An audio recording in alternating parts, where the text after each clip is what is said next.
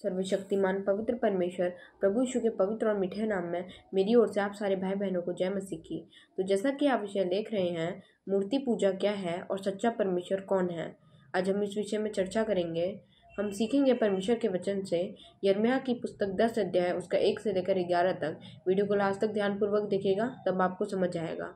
हम पढ़ते हैं। यहोवा यूँ कहता है, हे इज़राइल के घराने, जो वचन यहोवा तुमसे कहता है उसे सुनो। इज़राइल का घराना कौन है? परमेश्वर की चुनी हुई संतान। परमेश्वर की चुनी हुई संतान का मतलब जिसको परमेश्वर ने संसार में से अपने लिए चुन रखा है। हर जाति से, हर धर्म से, हर कुल से, हर कम्युनिटी में से चुन रखा है परमेश्वर ने अपने चुनी हुई संतान को अपने लिए संसार में से। उसको कहते हैं इज़राइल का घराना। तो परमेश्वर क्या कह रहा है इज़राइल के घराने से कि अन्य जातियों की चाल मत सीखो, न उनके समान आकाश के चिन्हों से विस्मित हो, इसीलिए कि अन्य जाति लोग उनसे विस्मित होते हैं। क्या लिखा है परमेश्वर का वचन कि अन्य जातियों की चाल मत सीखो। किसकी चाल नहीं सीखनी हमें? अन्य जातियों की तरह, संसारिक लोगों की तरह। हमें वगैरह वगैरह संसारिक हाथों के काम, मूर्ति पूजा वगैरह नहीं करनी है हमें संसार के लोगों की तरह, अन्य जातियों की तरह। और क्या लिखा है? ना आकाश के चिन्हों से विस्मित हो, और आकाश के चिन्हों को देखकर हमें मगन नहीं होना, ना खुश होना है, क्योंकि अन्य जाति लोग उनसे विस्मित होते हैं, उनसे खुश होते हैं आकाश के चिन्हों से। हम आगे पढ़ते हैं। क्योंकि देशों के लोगों की रीतियां तो निकम्मी हैं। मूरत तो वन में किसी का काटा हुआ काठ है, जिसे कारीगर ने बसूले से बनाया है।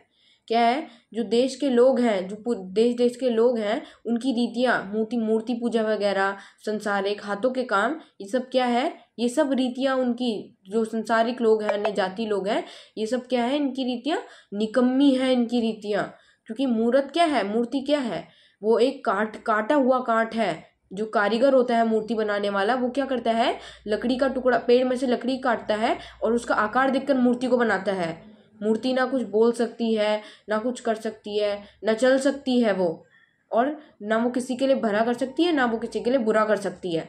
यही लिखा है परमेश्वर के वचन में, जिसने कारीगर ने बसूले से बनाया है। मूर्ति कौन बनाता है? कारीगर बनाता है, हाथों की मूर्ति है वो।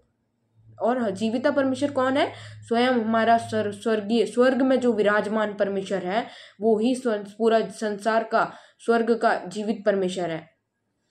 लोग उसको सोने चांदी से सजाते और हथौड़े से कील ठोक ठोक कर दृढ़ करते हैं कि वह हिल डुल ना सके। लोग क्या करते हैं? मूर्ति को सोने चांदी से सजाते हैं और हथौड़े से कील ठोक ठोक कर उसको दृढ़ करते हैं कि वो हिल डुल ना सके। हथौड़े से कील ठोक ठोक कर उसको दृढ़ करते हैं लोग, और सोने चांदी से उसको सजाते हैं।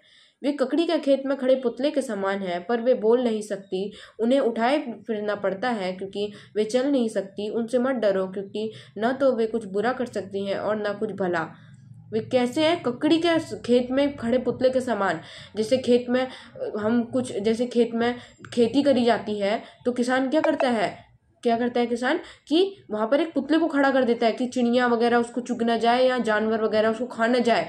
तो क्या करते हैं? उसको देखकर डरते हैं वो लोग।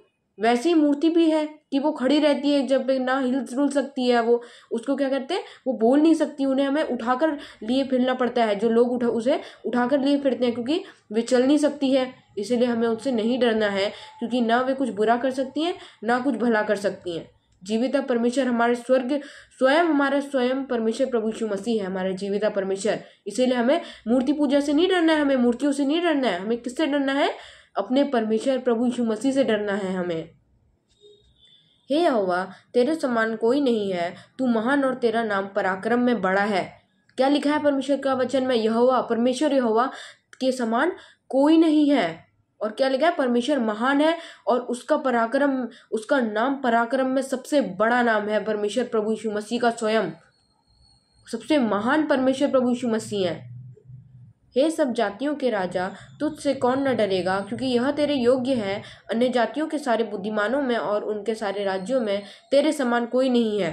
क्या लिखा है वचन में कि राजा, जो देश का राजा होता है, उससे कौन नहीं डरेगा, क्योंकि वो तो राजा है। और वो सारे अन्य जातियों के सारे बुद्धिमानों में, और क्या लिखा है वचन में, सारे राज्यों में राजा के समान कोई नहीं होता, क्योंकि वो तो देश का राजा है। इसीलिए सब लोग उससे डरते हैं, राजा से। परंतु वे पशु शरीक हैं, नीरे मूर्ख हैं। मूर्तियों से क्या शिक्षा? वे तो काठ ही हैं। जो मूर्ति पूजा करते हैं, मूर्तियों की पूजा करते हैं, क्या लिखा है? वो किसके शरीक है, किसके समान है? वो लोग जो मूर्ति की पूजा करते हैं, वो पशु के समान है। पशु सरीखे नीरे हैं, मूर्ख हैं वो, मूर्ख। क्योंकि वचन में साफ साफ लिखा है कि वो पशु सरीखे नीरे मूर्ख हैं। और मूर्तियों से क्या शिक्षा, क्योंकि वो तो लकड़ी से काटी हुई, कारीगर उसको बनाता है, उसका आकार देता है, काठ से बनाई हुई मूर्ति होती है वो। पत्थर बनाई हुई चांदी तरशीश से लाई जाती है और उफास से सोना, वे कारीगर और सुनार के हाथों की कारीगरी है। उनके पहिरावे नीले और बैजनी रंग के वस्त्र हैं, उनमें जो कुछ है वह निपुण कारीगरों की कारीगरी है। क्या लिखा है वचन में कि जो मूर्तियां होती है, लोग क्या करते हैं, उनको अलग अलग वस्त्र पहनाते हैं, बैजनी रंग के, नीले, रंग बिरंगे वस्त्र पहनाते हैं उनके और क्या करते हैं, उनको सोने चांदी से सजाते हैं। और वो किस चीज की बनाई होती है? काठ की बनाई होती है। ये सब तो क्या है? कारीगर की कारीगरी है, काठ की बनाई हुई मूर्ति है वो। हम आगे पढ़ते हैं। परंतु यहोवा वास्तव में परमेश्वर है, जीवित परमेश्वर का और सदा का राजा वही है। उसके प्रकोप से पृथ्वी कांपती है और जाति जाति के लोग उसके क्रोध को नहीं सह सकते। क्या लिखा है परमेश्वर का वचन में कि यहोवा वास्तव में परमेश्वर है। वास्तव का परमेश्वर कौन है?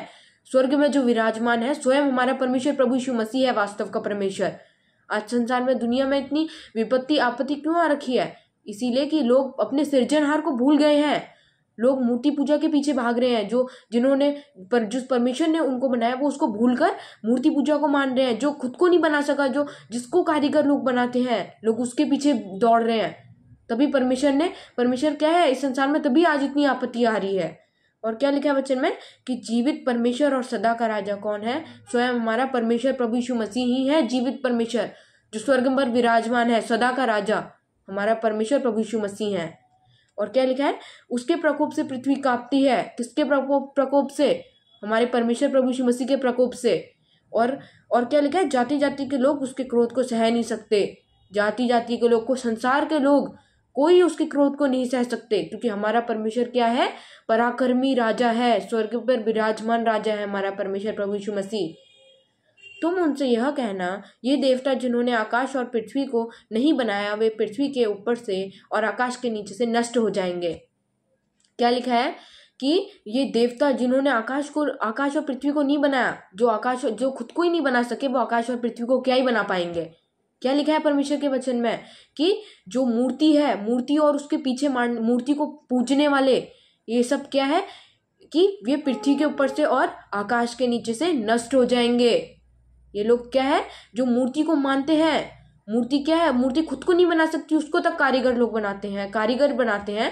वो आकाश और पृथ्वी को क्या बना पाएगी? और लोग क्या करते हैं? उस मूर्ति को, जो चल नहीं सकती, जो बोल नहीं सकती, जो हाथों से कुछ काम नहीं कर सकती है और जो किसी का भला या बुरा नहीं कर सकती है, लोग उसको पूजते हैं। तो परमेश्वर का वचन स्पष्ट रूप से साफ साफ कहता है कि ये देवता जिन्होंने आकाश और पृथ्वी को नहीं बनाया, ये और उसको पूजने वाले क्या होंगे? आकाश के नीचे से और पृथ्वी के ऊपर से नष्ट हो जाएंगे। तो मेरे प्रियो, हमें क्या करना है? जो जीविता परमेश्वर है, स्वर्ग पर विराजमान, जिसने पूरी पृथ्वी को बनाया, जल थल को, हमको, आपको, जिसने सबको बनाया, हमें उसकी उपासना करनी है, जीवित परमेश्वर की, ना कि मूर्ति पूजा की। जो खुद को नहीं बना सका, वो पृथ्वी और आकाश को और सबको कैसे बना पाएगा? उसको तो खुद कारीगर लोग पेड़ से काट कर बनाते हैं, उसको आकार देकर बनाते हैं कारीगर लोग। ना वे किसी के लिए बुरा कर सकती है, ना वो किसी के लिए भला कर सकती है। तो मेरे प्रियो, इसीलिए हमें क्या करना है? परमेश्वर के पीछे होना है, परमेश्वर से डरना है, ना कि मूर्ति पूजा से। मूर्तियों से नहीं डरना है हमें। है मेरे प्रियो, इसीलिए प्रियो कि हमें क्या करना है? परमेश्वर की ही उपासना करनी है। इस वचन को ध्यान पूर्वक पढ़िएगा, तब आपको समझ आएगा। चिंतन और मनन करके पढ़िएगा इसको। तब तक मुझे विदा दें। वीडियो को लाइक, शेयर और सब्सक्राइब करें। शेयर करना भी परमेश्वर का एक सुसमाचार प्रचार करना होता है। और वीडियो को ज़्यादा से ज़्यादा शेयर करें कि जिन लोगों के पास परमेश्वर का ये सत्य सुसमाचार नहीं पहुँचा है, उन तक परमेश्वर का ये सत्य सुसमाचार पहुँचने पाए। तब तक मुझे विदा दें। अगले सब्जेक्ट, अगले विषय में मिलेंगे। नमस्कार। जय मसीह की। God bless you.